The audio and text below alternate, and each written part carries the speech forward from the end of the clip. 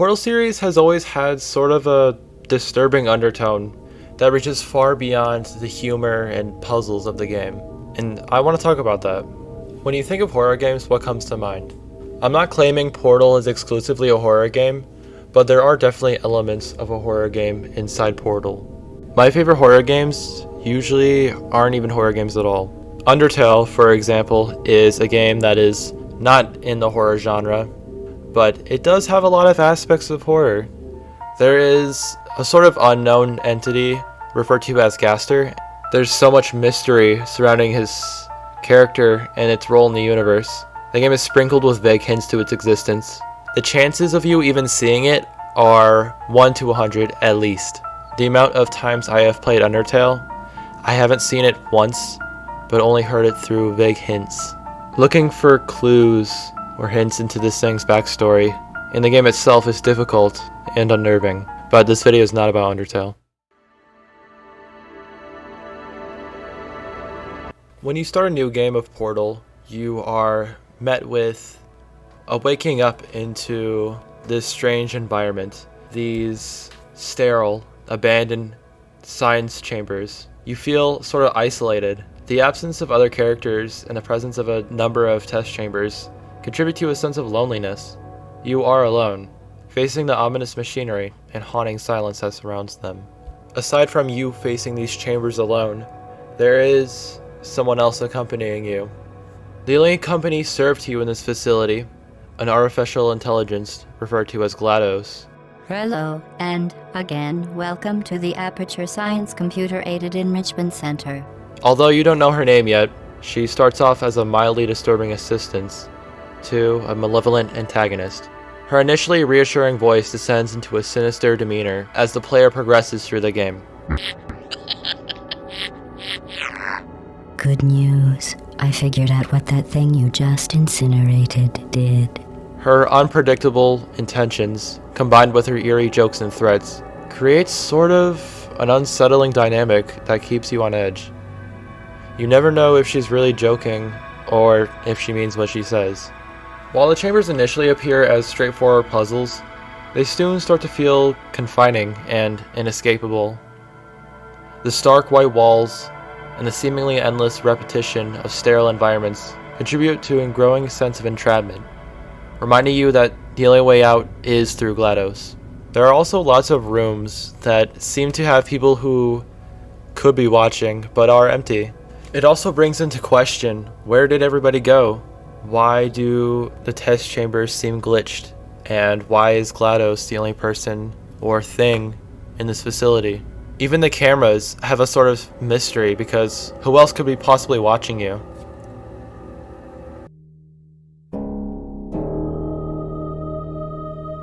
In test chamber 16 and 17, behind an open wall can be seen this.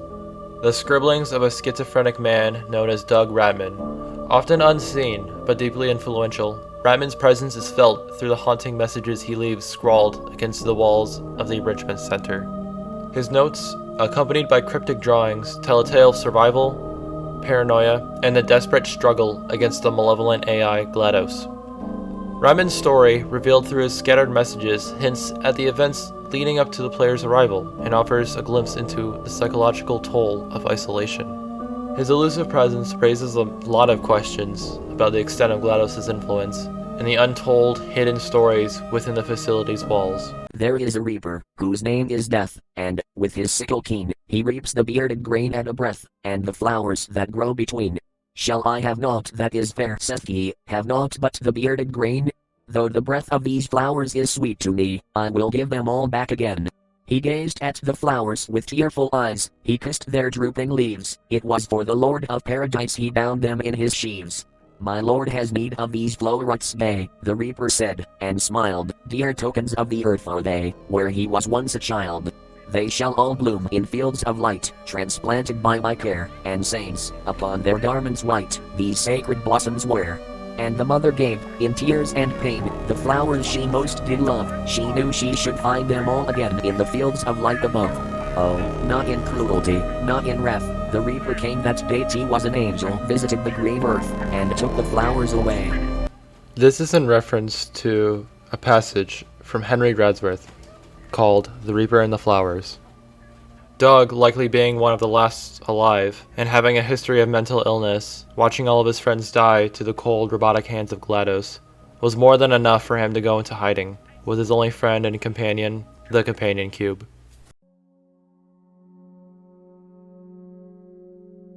The Companion Cube is an inanimate object that becomes emotionally significant.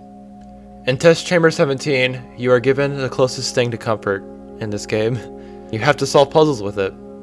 Later on, GLaDOS forces you to dispose of it.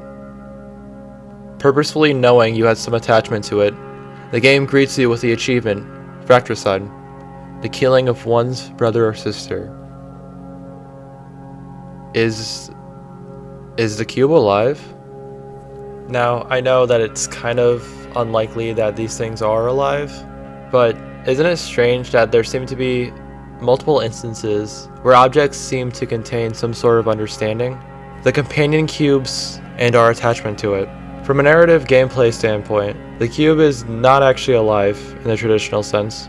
It's simply a prop, an object, devoid of consciousness or sentience. However, I find it a bit weird that there are multiple instances where these inanimate objects express pain. If you put the radio through one of those barriers that are at the end of every stage, it screams. Wait in a storage cube.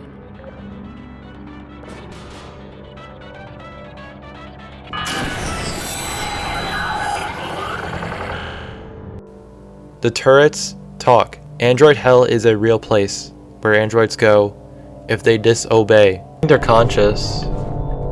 Well done, Android. The Enrichment Center once again reminds you that Android Hell is a real place where you will be sent at the first sign of defiance. Android Hell is a real place. I'm about to take him there. They have the ability to disobey. There must be some reason, at least for the Companion Cube, to have some significance aside from its heart. Maybe that part is a stretch, but I believe that there are things in Portal that are conscious, that aren't just GLaDOS. As I'm sure all of you know, the cake is a lie. In Chamber 19, GLaDOS attempts to brutally murder you. After making your admittedly easy escape, you finally get to see what's behind these plastered walls. After navigating your way through the back rooms of the facility, GLaDOS frantically tries to convince you to return, that she was just joking. Continuing forward, you find her and put an end to this android hell.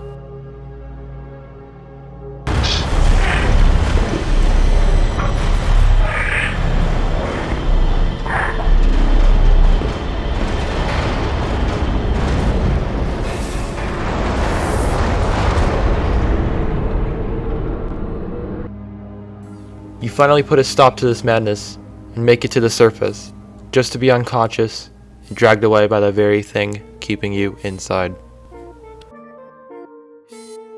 Portal 1 stands as a remarkable testament to the integrity of gaming. Its ingenious mechanics, coupled with a subtly unsettling narrative, creates an experience that challenges the perception and raises intriguing questions about the consciousness and the boundaries of technology.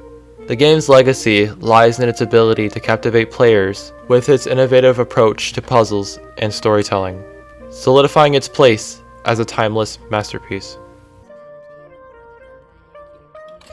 No.